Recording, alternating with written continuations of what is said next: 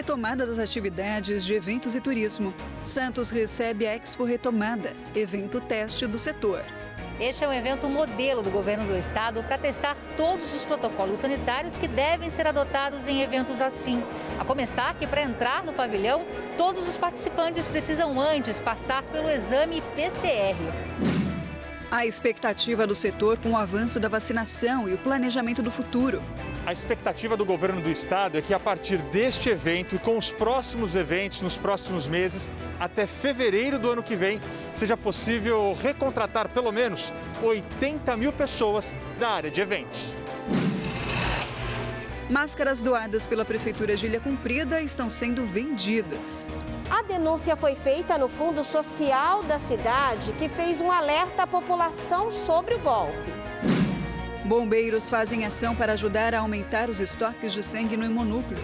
É a campanha Bombeiro Sangue Bom, que tem o objetivo de conscientizar também toda a população em doar sangue, principalmente nesta época de frio e de pandemia. Quarta-feira, 21 de julho, o JT1 está no ar.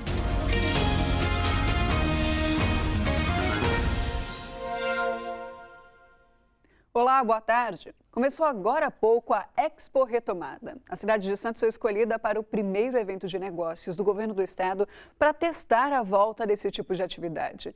E tem todo um protocolo a ser seguido, claro, né, por causa da Covid. A Vanessa Medeiros, ela está acompanhando, a gente conversa com ela ao vivo agora. Oi, Vanessa, uma ótima tarde para você. Que medidas são essas que estão sendo tomadas? Protocolos rigorosos, viu, Tatiana? Uma boa tarde para você, boa tarde a todos que nos acompanham.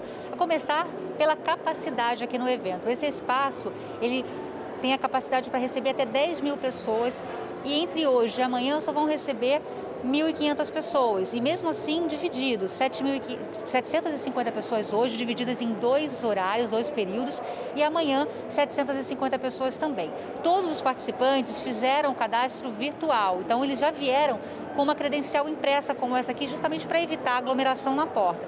E todo mundo, para entrar aqui, precisa antes fazer o teste PCR, aquele teste do cotonete que tira a secreção do nariz. Tem toda uma equipe aqui posicionada. Agora está bem tranquilo, porque muita gente já entrou, mas as pessoas passam aqui, fazem o teste, aí vão para uma outra sala aqui do lado, com um distanciamento entre as cadeiras, e aí aguardam mais ou menos 20 minutos para receber o teste, o resultado. E aí aparece numa tela, num televisores, se a pessoa der negativo para ela, para a Covid, ela já pode entrar, ela recebe uma pulseirinha e tem acesso a todo o espaço do evento. Caso dê positivo, aí uma enfermeira vai até essa pessoa, leva ela para um outro espaço, ela refaz o exame para confirmar. E aí, se realmente der positivo para a Covid, ela não pode entrar no evento, né, encaminhada para atendimento médico e sai, recebe no e-mail um laudo médico com essa comprovação da Covid.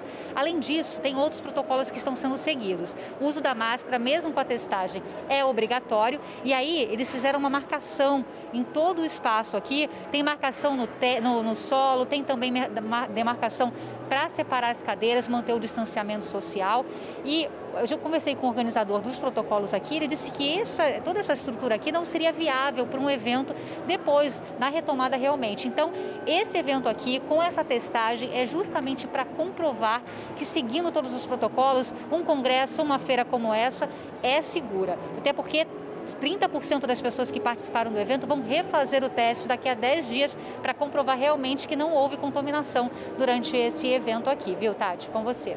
Obrigada, Vanessa. Bom trabalho aí. A gente vai agora para um outro ponto do Santos Convention Center, onde está o Rodrigo Nardelli. Ele está acompanhando a exposição do setor de eventos e turismo. Rodrigo, uma ótima tarde para você. Conta para a gente o que tem aí na exposição. Oi, Tatiana, boa tarde para você, boa tarde a todos que nos acompanham.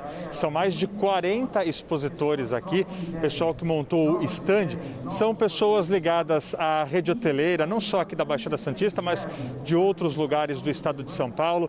Tem também o pessoal que trabalha na montagem e desenvolvimento de feiras, de eventos de negócios, como este que está acontecendo aqui em Santos. Tem também os montadores, empresas de segurança e até de centros de convenções de diferentes lugares lugares aqui do estado de São Paulo. E também pessoal que trabalha no fornecimento de mobiliários, de outros materiais para estes eventos. Todos eles estão respeitando o distanciamento. Normalmente nessas feiras a gente está acostumado a ver um stand colado no outro, mas aqui foi feito um distanciamento, tem aproximadamente aí de 2 a 3 metros de um stand para o outro e estão sendo realizadas também algumas palestras. Neste momento, várias autoridades estão falando. Agora é o Abdallah, que é presidente da União Brasileira dos Promotores de Feiras, o Abdallah Jamil Abdallah. Ele disse agora há pouco, conversando com a gente, que 43% dos profissionais do setor de feiras foram demitidos no ano passado ou durante a pandemia neste ano também. E nós conversamos também agora há pouco com o secretário estadual de turismo, o Vinícius Lumertz, que falou que a expectativa com este evento de hoje aqui em Santos e com os próximos eventos programados para os próximos meses no estado de São Paulo, cerca de 80 mil empregos deverão ser retomados até fevereiro do ano que vem. Essa é a projeção que está sendo feita pelo governo do estado. E conversando com um dos idealizadores desta feira, deste evento, a Expo Retomada, ele disse que no ano passado foram realizados 3 eventos, mas em nenhum dos 3 eventos que eles realizaram no passado, em São Paulo capital, Salvador na Bahia e Goiânia, capital de Goiás, em nenhum deles foi feito o teste. E aqui em Santos, o teste está sendo feito e as pessoas também serão monitoradas durante 2 semanas, Tatiana. Obrigada, Rodrigo. Vamos dar uma olhadinha então como é que estão os números da pandemia aqui na nossa região, né? E a gente vai para a nossa cartela de todos os dias. Pois é, nas últimas 24 horas foram confirmadas 21 mortes e 284 novos casos. A região chega então a quase 6.400 mortos e passou de 156 mil casos. A ocupação de leitos de UTI está em 39,9%, a mais baixa desde 22 de fevereiro. Pois é. E a média móvel de mortes tem queda de 23% e está em 14 óbitos por dia hoje. Terminando de abrir o telão aí para você ver. E vamos para outra tela. Queda também na média móvel de casos, são 228 hoje, 25% a menos do que na semana anterior. E um balanço feito pela Prefeitura de Santos mostrou que mais de 80% da população com mais de 18 anos já recebeu a primeira dose da vacina. Em contrapartida, o número de internações está em queda. E o município já desativou até alguns leitos que foram montados nas unidades de pronto atendimento. Com mais de 390 mil doses de vacinas aplicadas, Santos atingiu a marca de 80% da população com mais de 18 anos imunizada com a primeira dose. Em relação à segunda dose, a cidade atingiu 32%. Segundo o secretário de Saúde, essa diferença grande entre a primeira e a segunda dose acontece por conta da janela de imunização. Tanto a de Oxford quanto a Pfizer tem um intervalo de 3 meses. Então, essa grande diferença, a grande maioria não chegou ainda o momento de tomar a segunda dose. Nós temos hoje faltosos em torno de 6 mil pessoas. Hoje, a Prefeitura está vacinando pessoas com mais de 30 anos. Santos não consegue, igual outras cidades, fazer a antecipação ou, por exemplo, vacinar outros grupos. Eu sou ginecologista, queria muito vacinar as lactantes, mas nós não temos doses. Por quê? A população santista adere bem à vacinação. Se você for olhar a nossa cobertura vacinal em cada grupo que já passou, ela é mais de 93%, às vezes 97%. O levantamento também mostrou que, com a evolução da vacinação, o número de pessoas internadas nos hospitais foi diminuindo. Em maio, a ocupação dos leitos de UTI era de 75%. Hoje está em 45%. E isso comprova, com a queda da ocupação de leitos de UTI, leitos gerais, que a vacina é eficiente. 80% da população adulta vacinada em primeira dose e 35% segunda dose são números melhores até do que muitos países que começaram anteriormente do que aqui no Brasil. É uma taxa muito acima da média nacional, muito acima da média estadual. Com queda nas internações, Santos desativou 40 leitos entre UTI e clínica médica na UPA Central. Outros 25 leitos da UPA da Zona Leste devem ser desativados até o fim deste mês. Mas, de acordo com a Prefeitura, essas vagas podem ser reabertas a qualquer momento, se os números da doença voltarem a subir. Nós temos toda a infraestrutura de oxigênio, de tubulações, elétrica, os equipamentos à disposição. É questão apenas de contratação de RH. Então, praticamente em 10 dias, a gente ativa a quantidade de leitos que forem necessários.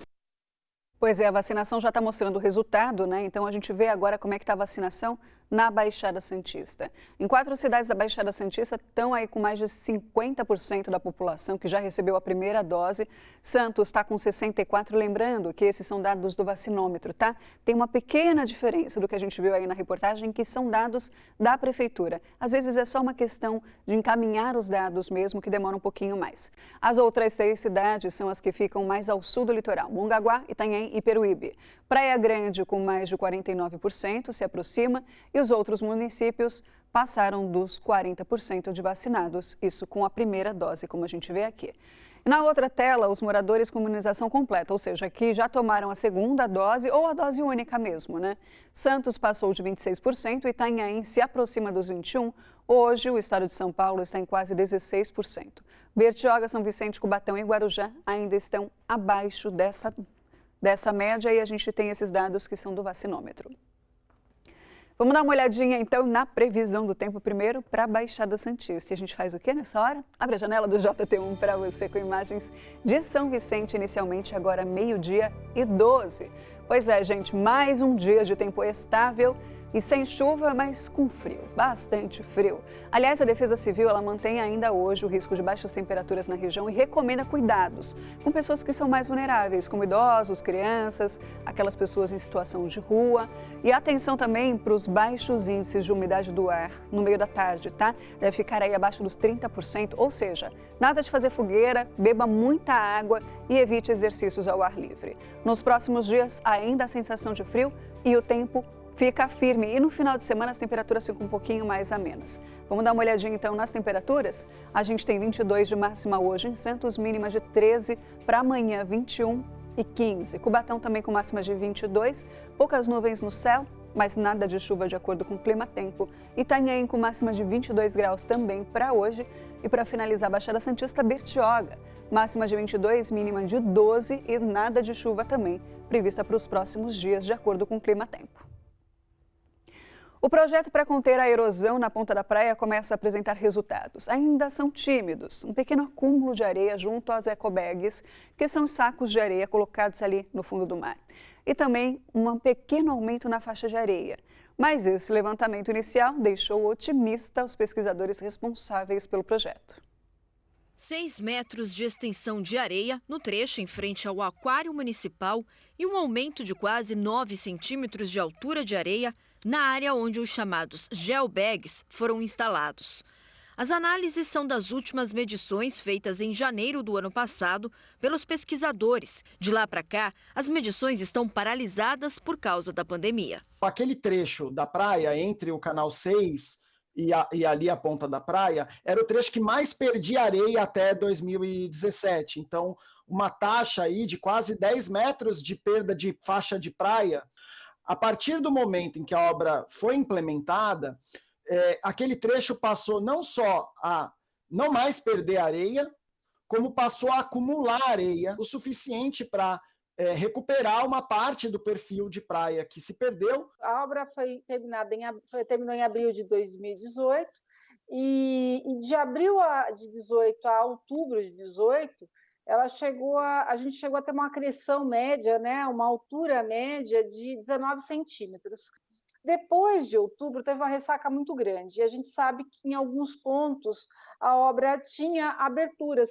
E esses espaços que aparentemente eram pequenos, eles por algum motivo, que provavelmente foi na execução, ele começou a abrir mais. O ganho que a gente esperava era nessa proporção que a gente estava tendo, mas foi perdendo e, mesmo assim, se mantendo. O último levantamento foi de fevereiro de 2020, né? A gente tem que lembrar que ficou aí 1 ano e meio, né, sem levantamento, mas a gente o acúmulo ficou na ordem de 8,9 centímetros. Os dados do último balanço, ainda que desatualizados, são considerados positivos pelos pesquisadores e foram apresentados no início desse mês ao CONDEMA, o Conselho Municipal de Defesa do Meio Ambiente.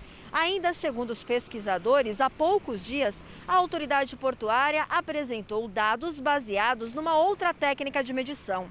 Apesar de ser diferente, esse balanço mostra que não houve muita alteração desde a última medição feita por eles. O que eles já sabem é que dos 49 geobags instalados em forma de L, nessa área da Ponta da Praia, um já não existe mais. É difícil dizer o que pode ter acontecido, porque, de repente, esses sacos eles são fechados com... eles têm as pontas onde a gente coloca a areia e você tem um fechamento. Se por algum motivo alguém abriu, né, sem querer, né, a pessoa não sabe, né, de repente pode ter acontecido. Por isso que a gente jogou pedra nos primeiros metros, mas o primeiro hoje, fora das pedras está danificado, né? Então, assim, algumas expectativas que a gente tem, mas eu acho que faz parte. É realmente um estudo, é um piloto por causa disso, é um protótipo de algo que é inédito no Brasil, que a execução não tinha nenhuma empresa no Brasil capacitada, porque nunca tinha sido executado numa condição de ondas e corrente, como é aquela região, e a gente paga um pouco o preço, sim, por esse ineditismo, mas é melhor pagar numa estrutura pequena, onde a gente vai estudar os efeitos dela e na hora de propor a solução definitiva ou mais abrangente, vamos dizer assim, né, a gente já tenha mais conhecimento sobre esses efeitos, as causas e possa sanar isso já na etapa de projeto. O projeto piloto custou 3 milhões de reais. Desde o início, os pesquisadores explicam que o projeto não impede as ressacas, mas ajuda a minimizar a energia das ondas que atingem o calçadão durante o fenômeno natural. A expectativa agora é que as medições retornem ainda nesse segundo semestre.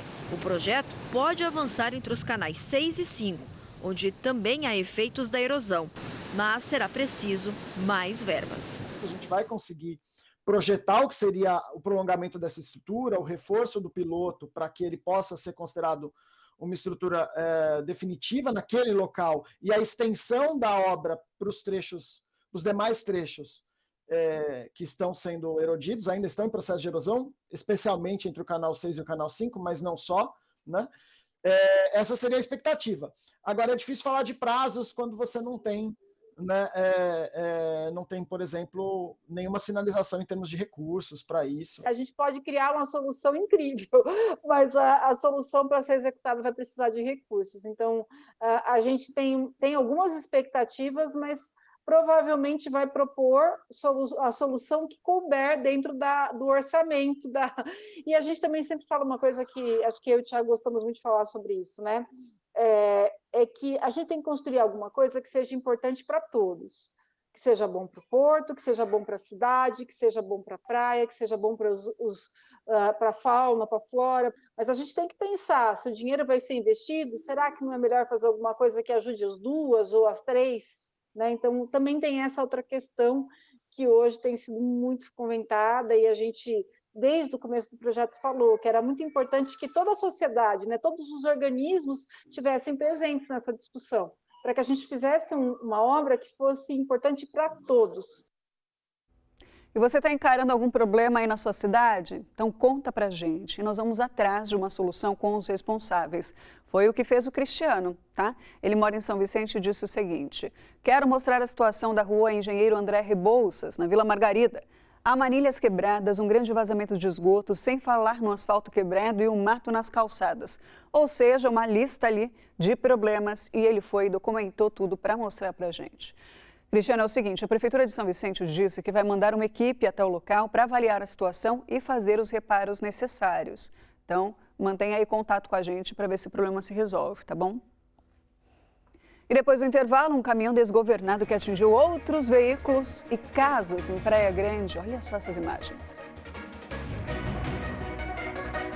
De volta com o JT1 para você, imagens obtidas pelo G1 mostram a destruição causada por um caminhão-tanque ontem no Jardim Glória, em Praia Grande. O caminhoneiro diz que perdeu o controle da direção ao desviar de uma motocicleta. Ele atingiu pelo menos 4 carros, portões de casas e outros veículos que estavam nas garagens. Algumas pessoas que estavam nos carros conseguiram sair sem ferimentos. Já o caminhoneiro ficou preso nas ferragens e foi levado para o Hospital Irmã Dulce. 8 casos de variante Delta, que surgiu primeiro lá na Índia, foram confirmados no estado de São Paulo. No Brasil, são mais de 100 casos. Sobre essa variante Delta do coronavírus, a gente conversa agora com o infectologista e pesquisador da Fiocruz, o Júlio Croda. Olá, doutor, seja muito bem-vindo mais uma vez ao JT1 ao vivo conosco. Boa tarde a todos do JT1 e a você, Tatiana. Vamos começar falando então desses estudos que apontam que essa variante ela é mais transmissível. Significa que ela mata mais também? Não necessariamente, né? Do ponto de vista individual, parece que ela não traz mais risco, não leva mais ao óbito o paciente que eventualmente contrai essa variante. Do ponto de vista epidemiológico, né? Como ela é mais transmissível e tem um mecanismo de escape de resposta imune, pode ser que, no geral, essa variante leve a mais óbitos justamente por ser mais transmissível, não por ser mais letal. E como é que é o comportamento dessa variante? A pessoa ela fica mais tempo assintomática? Os sintomas são mais leves, geralmente uma carga viral maior, né, no trato respiratório. Então, as pessoas não desconfiam que tem coronavírus, às vezes uma dor de cabeça, uma dor de garganta, ela acha que esse não é um quadro sugestivo de Covid. Então é importante alertar a população que qualquer sintoma gripal é importante e deve ser testado para o Covid-19. É a principal doença respiratória nos últimos 2 anos, então se você apresenta qualquer sintoma, se teste justamente para que a gente faça o isolamento adequado e identifique contactantes. Então, por conta dessa característica, ela consegue também ser transmitida para mais pessoas. Então, essa é a nossa preocupação, né? Uma variante mais transmissível, com sintomas mais leves e com a carga viral maior. E pode trazer algum impacto em termos de número de casos, aumento de hospitalizações e óbitos eventualmente. E, doutor, hoje a gente tem aí uma cartela, né, com mais vacinas, pelo menos 4 no Brasil e também aqui na nossa região. Essas vacinas que estão sendo aplicadas no nosso país, todas elas funcionam contra essa variante? Os dados que nós temos até o momento é que todas as vacinas funcionam para prevenir casos graves, casos que necessitem hospitalização e eventualmente venham a óbito esses pacientes. Então, é importante a gente reforçar isso, é importante que a população tenha as 2 doses de vacina, porque isso confere uma proteção mais adequada, principalmente para esses desfechos mais graves. Em relação à transmissão, a gente está vendo que no Reino Unido, mesmo numa população que já vacinou 80% ou 90% da sua população com uma primeira dose e 70% com 2 doses, você ainda tem um aumento de número de casos, mas sem impacto em termos de hospitalização e óbito.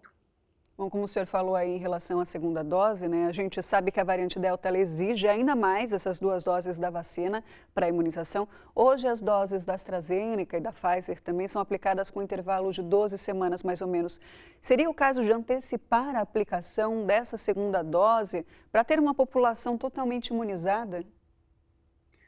Principalmente nas pessoas acima de 50 anos. A Inglaterra fez isso, antecipou para 8 semanas a segunda dose da vacina da AstraZeneca para pessoas acima de 50 anos, para garantir maior proteção, principalmente em relação à hospitalização e óbito. Isso é muito importante para evitar o colapso do sistema de saúde. Nas pessoas abaixo de 50 anos, uma dose com esse intervalo de 12 semanas já garante uma proteção bastante importante para as formas severas. Agora, antecipando a vacinação para menos de 12 semanas, né, como o senhor citou aí, compromete a eficácia da vacina ou não?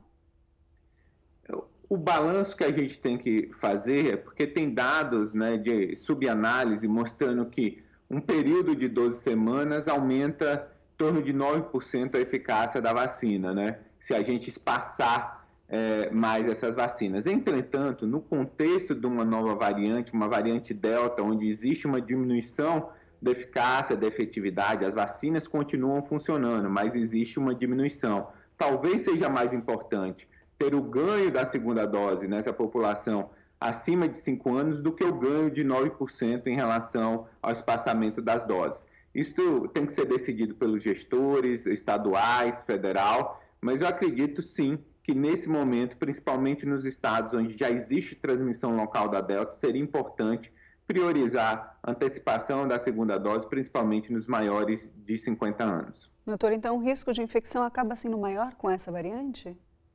Sim, o risco de infecção acaba sendo maior porque ela é mais transmissível, ela tem mecanismos de escape da resposta imune de quem já teve a doença, de quem foi vacinado. Então é bom ficar atento, continuar adotando as medidas preventivas, como o uso de máscara, uso de álcool gel, distanciamento e evitar aglomeração. Essas medidas, elas funcionam para qualquer variante e previne o adoecimento e, eventualmente, hospitalização e óbito. É preciso continuar tendo cuidado, né? Muito obrigada, doutor, pela sua presença mais uma vez, ao vivo conosco aqui no JT1. Um prazer, Tatiana, estar com vocês do JT1. E vamos seguir na luta, esperando que o número de casos, hospitalizações e óbitos continue nessa sequência de redução. É o que a gente está torcendo, né? Uma boa tarde para o senhor. Boa tarde. A gente vai agora para a Ilha Comprida, no Vale do Ribeira. Por lá, o Fundo Social de Solidariedade está confeccionando máscaras e doando para quem precisa. Desde o começo da pandemia, já foram aí mais de 120 mil máscaras doadas. Mas acredita que tem gente vendendo kits de máscaras do Fundo Social de Solidariedade? É sobre isso que a gente conversa agora com a Dione Aguiar. Oi, Dione, uma ótima tarde para você. As pessoas precisam ficar atentas a esse golpe, né? Olá, Tatiana. Boa tarde para você, boa tarde a todos. Isso mesmo, precisam ficar atentas, inclusive a denúncia, né, partiu do G1, nosso site de notícias, G1 Santos, que também apurou as informações e essas informações acabaram chegando aqui no Fundo Social de Solidariedade de Ilha Comprida. Sobre esse assunto, para saber como esse golpe vinha sendo aplicado, nós vamos falar com a Ana Laura Souza, que é representante do Fundo Social de Solidariedade aqui da cidade. Ana, conta pra gente como é que o golpe vinha sendo dado. Boa tarde, Dione. Boa tarde a todos. Segundo a informação que chegou para nós, que um rapaz estava vendendo as máscaras exatamente da maneira que a gente entrega gratuitamente aqui no Fundo Social, num saquinho com 2 máscaras, no valor de R$5. Possivelmente, tudo indica que ele não seja morador aqui do município, e o que ele passou, que o valor seria repassado para o Fundo Social, para uma ação do Fundo Social. Então, fica o nosso alerta que as máscaras aqui no Fundo Social são entregues gratuitamente à população. A gente abastece alguns departamentos, o posto Covid, o BS, o postinho de saúde.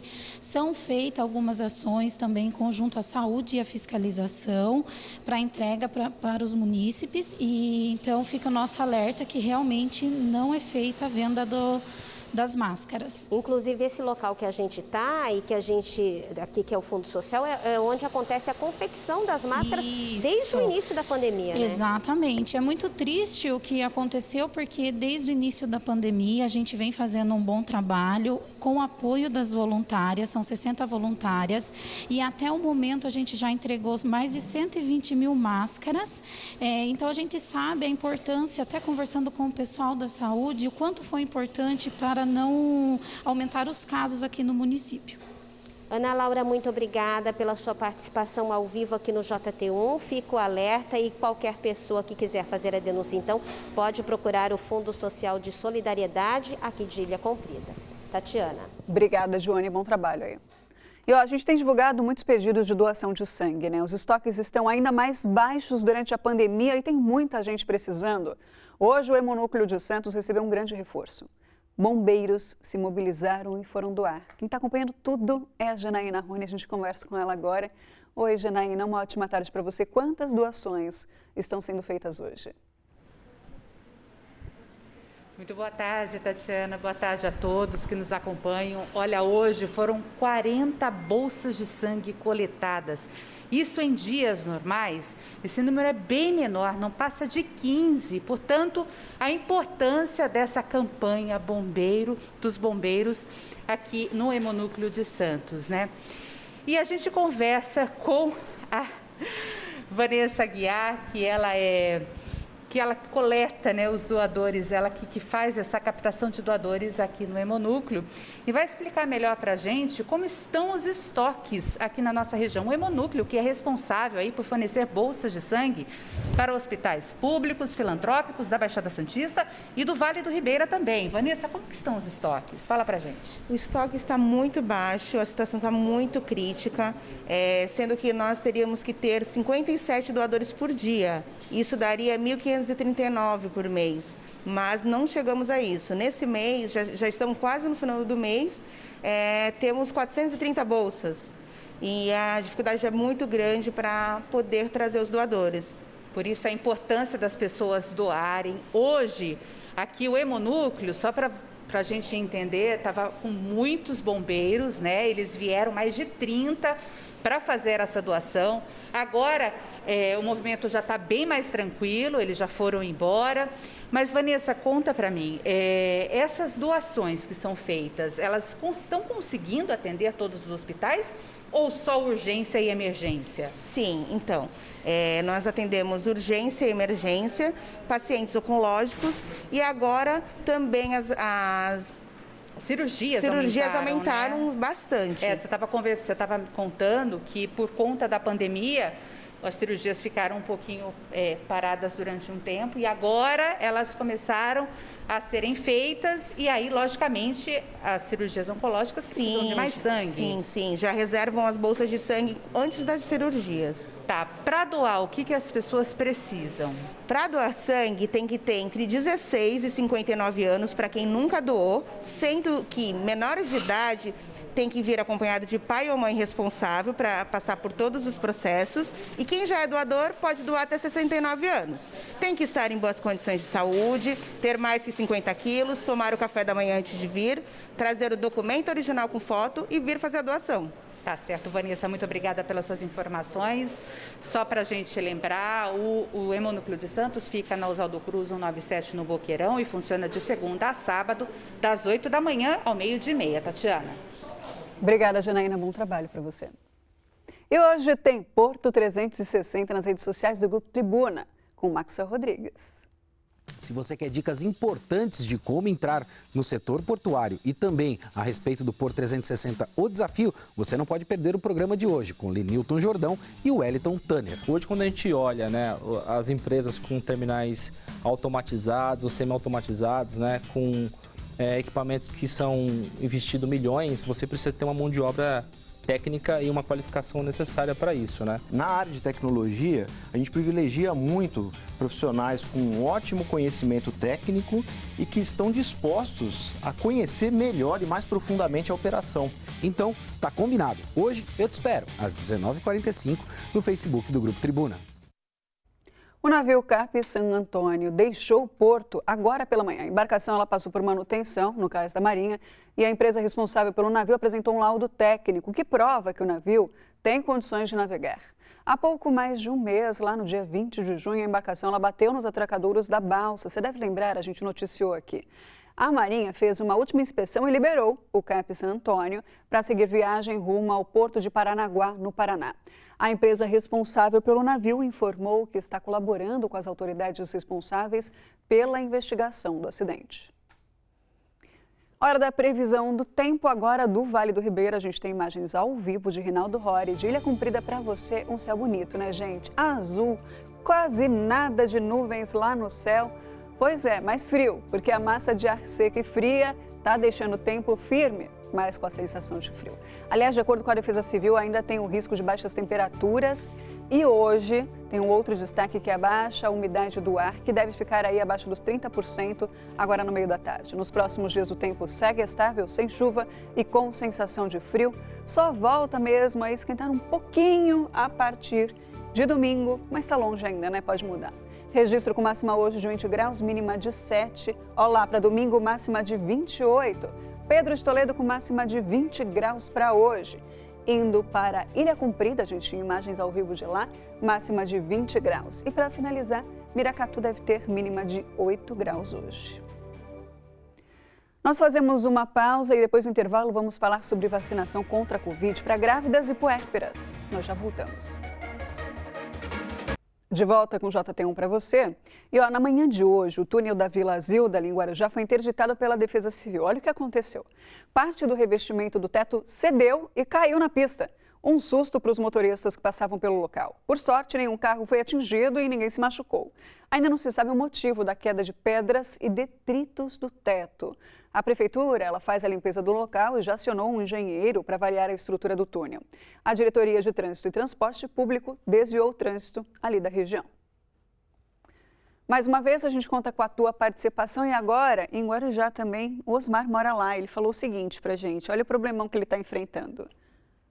O canal da Avenida Acaraú, na Vila Áurea, está cheio de mato. Ele foi lá, registrou para comprovar que é mato que não acaba mais. Osmar, a Prefeitura de Guarujá disse que já vistoriou o local e agendou o serviço para o próximo dia 26. Está chegando, falta pouquinho para resolver o seu problema. E tem programão para hoje nas redes da Unipaz. Meu nome é Manuel Simão, eu sou psicólogo, psicoterapeuta e venho aqui convidá-la para um curso que vai focar os relacionamentos humanos, baseado nos deuses e deusas gregas. A formação, o curso é dado pela Unipaz Baixada Santista e tenho a certeza que você vai se beneficiar. O curso vai ser dado em 4 quartas-feiras, a partir de hoje, sempre das 8 às 10 da noite na plataforma Zoom. E as inscrições são feitas pela rede social da Unipaz. A vacinação é muito importante, né? E a gente fala isso toda hora, principalmente para quem faz parte de grupos de risco, que é o caso das grávidas, das puérperas.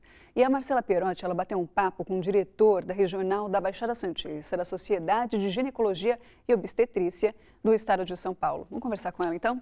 Oi, Marcela, uma ótima tarde para você. Marcela que está gravidinha também, por isso que está em home office, né? Como é que a vacina está salvando a vida de tantas mulheres nessa mesma situação que você e também as puérperas que acabaram de ter bebê? Oi, Tati. Boa tarde para você e para todos. Olha, pelo que eu conversei com o Dr. Sérgio Toledo, que é inclusive especialista em gestação de alto risco, professor universitário, ele estava me falando que é fundamental tomar essa vacina a partir de 18 anos. A grávida com ou sem comorbidades precisa se imunizar. Os benefícios dessa imunização são muito maiores do que os riscos para quem tem medo, para quem ainda não tomou a vacina, porque no início da pandemia os estudos ainda eram muito recentes. Continuam, né? Porque essa pandemia, tudo é uma novidade a cada dia.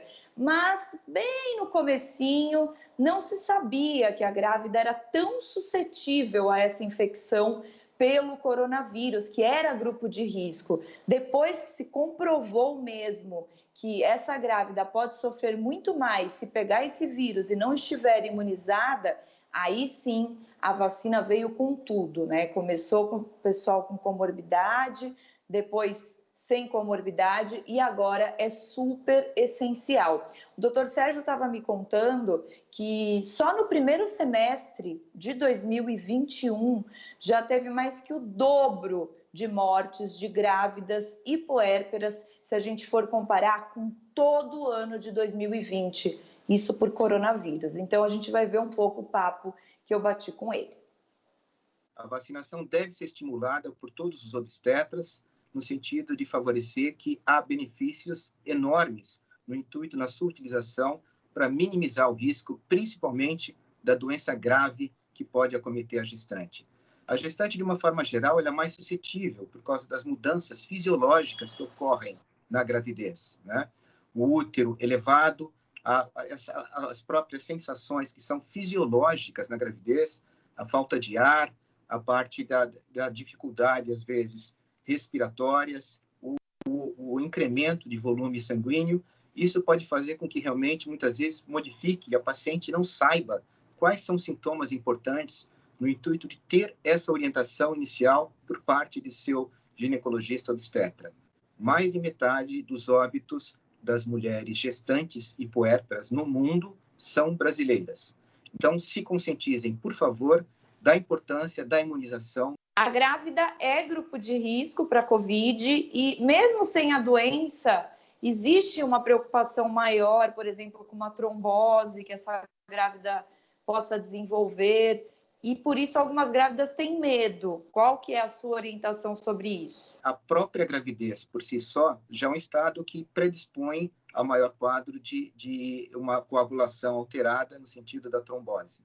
Mesmo que ela tenha esse estado fisiológico que aumente o seu estado de hipercoagulabilidade, não deve ser evitada no sentido de fazer a prevenção. E a vacina realmente é o caminho, independente se for realizada no primeiro, segundo e terceiro trimestre. Idealmente, a gente sabe que a imunização completa se faz a partir de 14 dias da segunda dose da vacina. A grávida que acabou tomando a AstraZeneca, como é que faz para a segunda dose? Pode misturar a vacina? A gestante que supostamente tomou, quando na época era permitida a vacina da AstraZeneca, Oxford, ela deverá fazer a segunda dose no período pós-parto, depois de 45 dias dela ter dado à luz. E outro aspecto que você comentou com muita relevância é que não deve ser misto uma vacina com outra. Então, a princípio, aquela gestante que fez uso da Coronavac, ela deverá fazer uso da segunda dose da própria vacina de Coronavac, assim como da Pfizer. Imunização é a chave do sucesso. Gestantes, vacinem-se, por favor. Salve seus filhos e as pessoas queridas que estão ao seu redor. O JT1 desta quarta fica por aqui. Obrigada pela sua companhia com a gente na hora do almoço. Quem está chegando é a Van Faro com Tribuna Esporte. Uma linda tarde para você.